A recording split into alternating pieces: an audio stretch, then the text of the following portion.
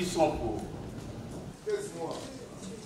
réfugiés de la Le projet d'édit budgétaire exercice 2023 a été jugé recevable par l'Assemblée provinciale du Lualaba à l'issue d'un vote massif des députés provinciaux vendredi 16 décembre 2022. D'abord, la gouverneure de province était face aux élus pour répondre aux préoccupations soulevées lors de la présentation de ce projet le week-end dernier. Avant d'entrer dans le vif de ses réponses, Marie-Thérèse Masuka Saini a rendu hommage au président de la République Félix-Antoine Tshisekedi Tshilombo pour son engagement sans faille afin de restaurer la paix dans la partie est du pays et a promis de ne ménager aucun effort pour la matérialisation de sa vision politique au Lualaba.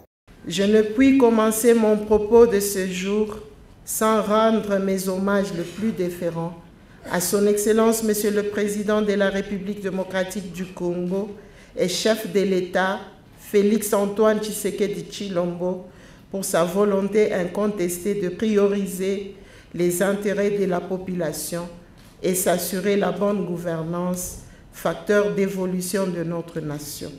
Répondant à chaud à la question de Donna Tshimboge sur l'évolution des travaux de construction des infrastructures routières à l'intérieur de la province, la chef de l'exécutif provincial n'est pas allée par le dos de la cuillère.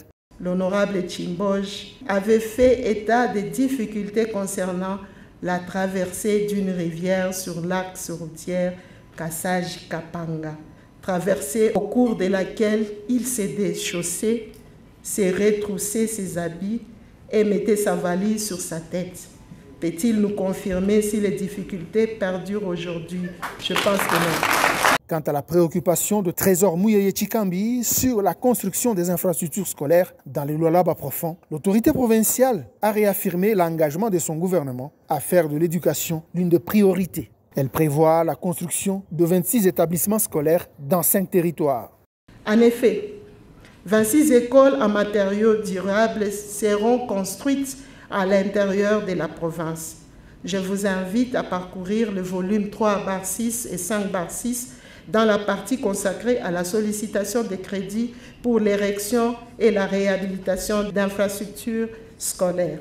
Marie-Thérèse Masuka a réitéré sa détermination à tout mettre en œuvre pour répondre aux aspirations du peuple lualabais en conformité avec la vision du chef de l'État.